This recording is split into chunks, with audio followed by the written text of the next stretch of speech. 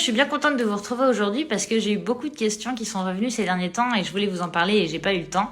On a déjà discuté un petit peu vite fait sur le fait de est-ce qu'on consomme assez de gras, est-ce qu'on n'en consomme pas assez, est-ce qu'on consomme trop de protéines, est-ce qu'on n'en consomme pas assez.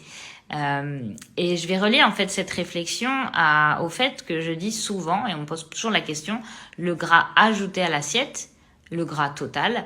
Quelle est la différence entre les deux et pourquoi je fonctionne bien en gras ajouté.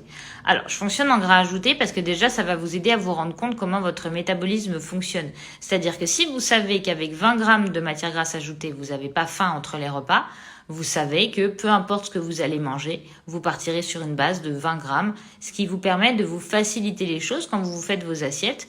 Vous prenez vos légumes et votre protéine et vous mettez vos 20 grammes et vous savez que vous avez ce qu'il vous faut. Deuxième raison et pas des moindres, c'est tout simplement que vous êtes nombreux à avoir une famille. C'est plutôt bien d'avoir une famille. Moi j'en ai une, mais la mienne elle mange dans une gamelle. Jam mange dans une gamelle, donc on se mélange pas trop les assiettes. Mais si vous faites à manger pour votre famille, vous n'avez pas besoin de mettre beaucoup de gras dans la cuisson. Enfin, vous en mettez forcément puisque vous savez que le gras est un aliment essentiel pour la santé de l'être humain. Mais en tout cas, vous n'avez pas à vous soucier à mettre beaucoup de gras, plus de gras, et du coup à faire 2 gamelles. J'ai encore eu quelqu'un en coaching ce matin qui me disait se faire ses repas à elle, c'est-à-dire ses cuissons à elle, et les cuissons de sa famille. Mais c'est dommage de faire ça, vous rajoutez du travail.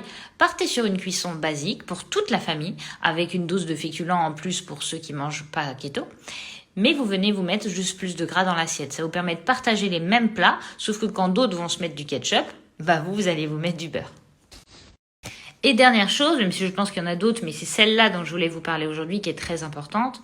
Pourquoi j'appelle ça mettre du gras à l'assiette ?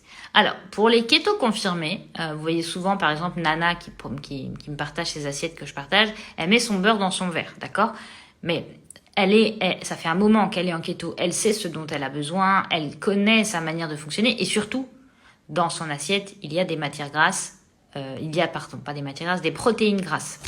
Mais pour ceux qui démarrent le keto, vous avez encore l'habitude de manger du blanc de poulet, de la dinde, des choses comme ça, des aliments qui sont maigres, des poissons blancs, parce que vous avez été éduqué toute votre vie à manger des choses sans gras.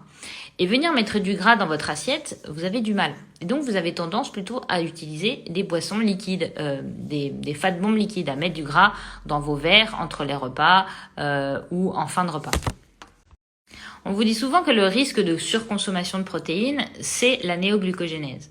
Mais j'aborderai une autre fois la néoglucogénèse, mais en soi, il n'y a rien de dangereux à la néoglucogénèse. C'est même un facteur de cétonémie. Bien sûr, ça ralentit la cétonémie, je suis d'accord. Par contre, vous allez avoir besoin de néoglucogénèse pour faire des cétones. Donc, il en faut dans une certaine mesure. C'est pas le propos aujourd'hui. Ce que je veux vous dire, c'est que les personnes qui vont démarrer le keto, qui vont se baser sur des protéines maigres et qui ne vont pas mettre de gras dans l'assiette, si vous veniez à trop consommer de protéines, vous souffririez assez rapidement de ce qu'on appelle le mal du caribou ou le jeûne du lapin. Alors pour le coup, c'est bien le mot jeûne comme le jeûne intermittent, mais c'est pas vraiment le jeûne du lapin, c'est une surconsommation de protéines maigres qui peut vous occasionner énormément de problèmes de santé, voire aller jusqu'à même être mortel. Cette surconsommation de protéines est néfaste pour l'organisme. Le jeûne du caribou, c'est une forme de malnutrition, c'est un excès de protéines et d'acides aminés dans le sang. Et lorsque votre rein n'est pas capable de traiter le problème et que votre foie n'est pas habitué à digérer autant de protéines, c'est pour ça que je parle beaucoup des démarrages en alimentation keto, vous allez vous mettre à avoir énormément d'ammoniac dans votre organisme. Et cet excès d'ammoniac va vous emmener vers le coma. Et ça, c'est le fait de ne consommer uniquement des protéines maigres et en grande quantité. Alors effectivement, vous pourrez vous retrouver avec des légumes, parce que en général, quand vous démarrez le keto, vous avez aussi beaucoup de légumes. Et le jeûne du caribou, c'est surtout beaucoup de protéines maigres, c'est tout. Mais du coup, je veux aussi faire attention aux gens qui se lancent par exemple dans du carnivore. Ne vous basez surtout pas uniquement sur des protéines maigres.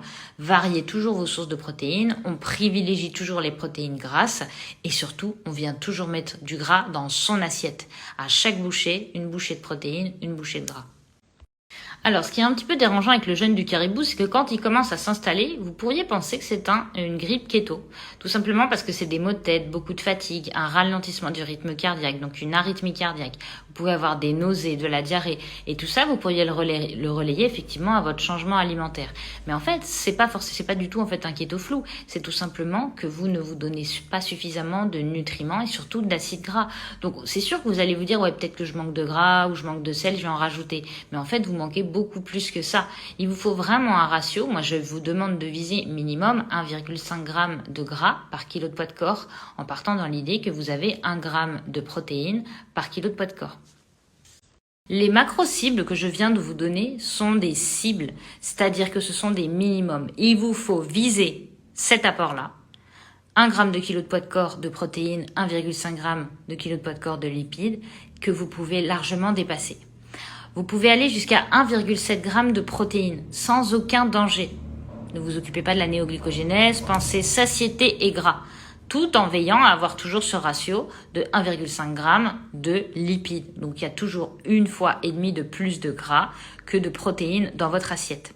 Vous êtes très nombreux à consommer beaucoup de boissons grasses en dehors des repas, mais c'est très important de les consommer pendant le repas pour vous protéger de ça. Et un symptôme du mal du caribou, c'est l'envie de sucre à la fin du repas. Si vous avez envie de sucre, si vous avez envie de manger, c'est que vous n'avez pas assez mangé de protéines et de gras. Alors, en effet, si vous êtes de ceux qui vérifient leur glycémie, vous allez forcément voir monter votre glycémie parce que si vous consommez beaucoup trop de protéines et en plus des protéines maigres avec un apport de matière grasse qui n'est pas là, vous allez forcément avoir une réaction insulinique, c'est-à-dire que vous allez avoir une captation de vos protéines dans le sang pour les faire entrer dans la cellule, ce qui va forcément aussi relever du sucre puisque l'insuline ne sait pas cibler si elle doit faire rentrer de la protéine ou du sucre. Comme elle va être sécrétée dans le sang pour récupérer votre protéine, elle va récupérer aussi votre sucre. Vous allez vous retrouver en dette de sucre et vous allez avoir un déversement de sucre dans le sang par glucagon ou par néoglucogénèse. Donc si jamais vous mangez trop de protéines, vous allez voir cette réaction dans votre sang. Mais c'est sûr que si vous le voyez au départ, vous allez y remédier. Vous allez mettre plus de gras, peut-être moins de protéines, vous allez jouer. Mais si vous ne faites pas attention à ça et que vous vous basez simplement sur votre apport en protéines, vous risquez le mal du caribou. Donc tout ça pour dire, faut vraiment pas vous inquiéter sur votre apport en gras. Vous n'aurez jamais trop de gras dans l'assiette, puisque la seule chose qui vous dira s'il y a trop de gras, c'est votre écœurement. Si vous êtes écœuré, c'est qu'il y a trop de gras. Dans ce cas-là, vous voyez à diminuer. Mais c'est intéressant de voir combien vous avez mis de gras ajouté pour savoir, ok, j'avais mis 30 grammes, c'était trop, demain je mets 20.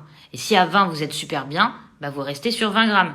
Voilà pourquoi le gras ajouté, pour vous faciliter la vie, faciliter les prises alimentaires avec votre famille. Vous savez que dans votre assiette, vous avez 2, 3 cuillères à soupe, 4 cuillères à soupe de beurre, d'huile d'olive, de ce que vous voulez. Et en plus de ça, à partir du moment où dans votre assiette, ça baigne dans le gras, vous ne pourrez jamais souffrir du mal du caribou. Car le mal du caribou, c'est un apport unique en protéines maigres. Si vous prenez des protéines grasses et qu'en plus vous avez du gras dans votre assiette, vous ne souffrirez jamais de ce mal. La seule raison pour laquelle je vous demanderais de manger du gras à l'extérieur des repas, je suis très souvent à vous dire, prenez des collations de gras. Moi-même, je consomme du beurre de cacao, du beurre ou du ghee à la cuillère, mais parce que j'ai faim. Et parce que dans mon assiette du midi, du matin ou du soir, j'ai consommé mon gras, j'ai consommé mes 20, 30, 40, 50 pour certains, j'ai consommé mon gras, j'ai consommé une assiette cétogène. Les ratios cétogènes ne s'appliquent pas à la journée. Vous ne pouvez pas vous permettre de manger beaucoup de glucides et par exemple 10 grammes de glucides sur votre journée, mais tout d'un coup, ou toute votre protéine d'un coup et vous mangerez du gras plus tard. Le cétogène, c'est par bouchée. Il vous faut des aliments protéinés, hautement gras, faibles en glucides, par bouchée. Et ensuite, une fois que vous avez atteint vos besoins au niveau de l'assiette, si vous avez faim, vous vous appuyez sur le gras pur à l'extérieur des repas pour combler votre faim sans jamais sécréter d'insuline. Fonctionner comme ça va grandement vous aider dans votre adaptation, dans votre rapport à l'alimentation. Car vous n'allez pas souffrir de pulsions alimentaires, vous n'allez pas souffrir de faim, de variation de glycémie. Et vous allez intégrer le fait que vos assiettes soient grasses. Et que quand il va manquer de gras dans votre assiette, vous allez le sentir dans la bouche. Et ça va toujours vous aiguiller et vous allez finir par arrêter de peser. Parce que vous avez compris, votre système a compris qu'à chaque fois que vous prenez quelque chose, il y a du gras. Avec de la protéine ou non, mais il y a du gras. Et le gras doit se retrouver dans toutes vos prises alimentaires et dans toutes vos assiettes. Grâce à ça, vous allez limiter votre production de glycémie, puisqu'avec le cycle de Rundle que je vous ai expliqué dernièrement, à chaque fois que vous allez consommer plus de gras que de protéines et que de glucides évidemment, vous allez inhiber la sécrétion d'insuline, la sécrétion de glycémie dans votre sang et donc forcément votre insuline. Donc vous n'allez pas prendre de poids en consommant du gras à chaque bouchée.